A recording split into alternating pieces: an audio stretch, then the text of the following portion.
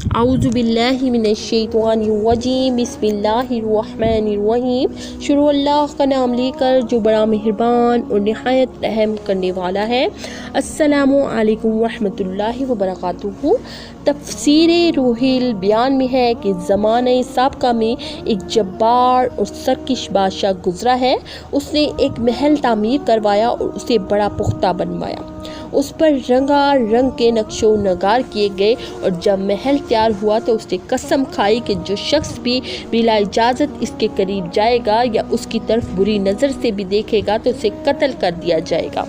मज़ीद उसने ये कहा, लोगों को खौफ व दहशत में मुब्तला करने के लिए कई लोगों को कत्ल करवा दिया।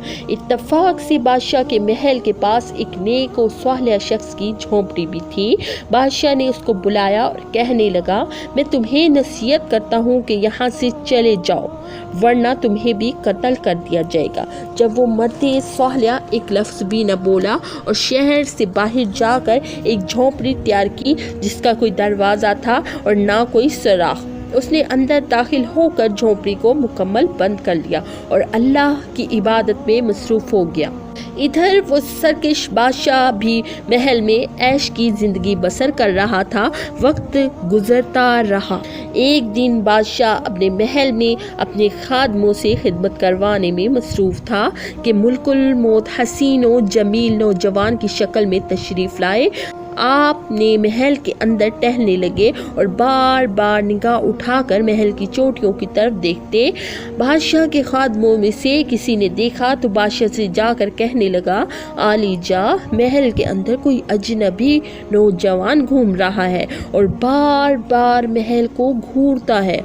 बादशाह ने देखा तो कहने लगा, ये तो कोई पागल मालूम होता है, कोई नावाकिफ या मुसाफिर है, लेकिन तुमसे कोई जाए और उसे बुला लाए। एक दरबान बड़ी तेज़ी से हज़रत मुल्कुल मौत के पास गया और अपनी तलवार से जाते ही आपको कत्ल करने पर दौड़ा, मगर इससे पहले ही आपने बाहुक्म खुदा उसकी रूह कब्ज़ कर ली। बादशाह को जब इत्ला मिली तो उसने गुस्से में दूसरे आदमी को तलवार देकर भेजा और हुक्म दिया कि फ़ौरन इसे कत्ल करके मेरे पास ले आओ।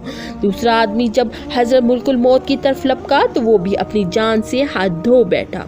अब बादशाह खुद गैज़ व ग़ज़ब में तलवार थामे आप के तरफ गया और कहने लगा, तुझे मौत का डर नहीं? एक तू तो मेरे महल में घूम रहा है, दूसरे मेरे दो आदमियों को भी कत्ल कर दिया है। मुल्कुल मौत ने कहा, ए बादशाह, क्या तू जानता नहीं मैं कौन हूँ? मैं इज़राइल हूँ। बादशाह का ये सुनना था कि मारे खौफ के कांपने लगा और तलवार उसके हाथ से गिर पड़ी। कहने लगा, हाँ, मैंने आपको पहचान लिया है। ये कहकर पीछे को दौड़ा। हज़रत मुल्कुल मौत ने कहा, कहाँ भाग रहे हो? मैं तो यहाँ तुम्हारे लिए खड़ा हूँ, अब तुम्हारा वक्त ख़त्म हुआ। बादशाह ने कहा, सिर्फ एक लम्हे की मोहलत चाहिए ताकि मैं अपने अहलो अयाल से कुछ बातचीत कर लूँ और इन्हें कुछ वसीयत भी कर लूँ। हज़रत मुल्कुल मौत ने फरमाया, अब तक तुम कहाँ रहे? अब कोई फुर्सत नहीं। ये कह के आपने रूह कब्ज़ कर ली। हज़रत इज़राइल अलैहिस्सलाम इस फरागत के बाद सीधा उस मर्द सालेह के पास पहुँचे और फरमाया, मुबारकबाद, आज वो तुम्हारा सरकश बादशाह अपनी मौत को पहुँचा। मर्द सालेह ने खुशी का इजहार किया और इरादा किया कि वापस अपने घर चला जाए। ऐन इसी वक्त हज़रत मुल्कुल मौत को उसकी भी रूह कब्ज़ करने का हुक्म आन पहुँचा। चुनाचा आपने मर्द सालेह से फरमाया, आइए अब आपकी बारी भी आ गई है। मर्द सालेह ने कहा, सरोचश्म, अगर मोहलत अनायत हो सके तो मैं घर जाकर उनसे कुछ बातें और वसीयत कर लूँ। उसी वक्त अल्लाह पाक का हुक्म हुआ कि इसे मोहलत दे दो। चुनाचा मोहलत लेके मर्द सालेह चंद कदम ही चला था कि अपनी बात पर नदामत महसूस हुई। उल्टे कदम वापस पलटा और हज़रत मुल्कुल मौत से कहने लगा, मुझे ख़तरा हुआ कि अगर घर जाऊं तो कहीं किसी बुरे फेल का अर्तकाब न कर बैठूं। अल्लाह ताला मेरे अहल का आप मालिक है और मुझसे बेहतर जानता है। आपको जो हुक्म हुआ है वो करें। चुनाचा हज़रत मुल्कुल मौत ने इसकी भी रूह कब्ज़ कर ली।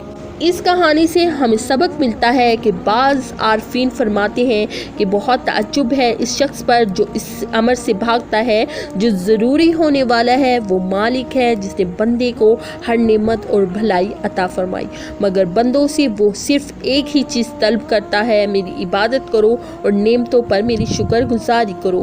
اللہ پاک ہمیں آخرت کی تیاری کرنے اور اپنے اعمال کو اسلامی اصولوں پر استوار کرنے کی توفیق عطا فرمائے، آمین۔ اللہ تعالی ہماری اس کاوش کو قبول کرے۔ اسی کے ساتھ دے مجھے اجازت، اللہ پاک اس میں کوئی کمی بیشی ہو تو ہمیں معاف فرمائے۔ اسی کے ساتھ دے مجھے اجازت، اللہ تعالیٰ آپ کا حامی و ناصر ہو۔ السلام علیکم ورحمۃ اللہ وبرکاتہ۔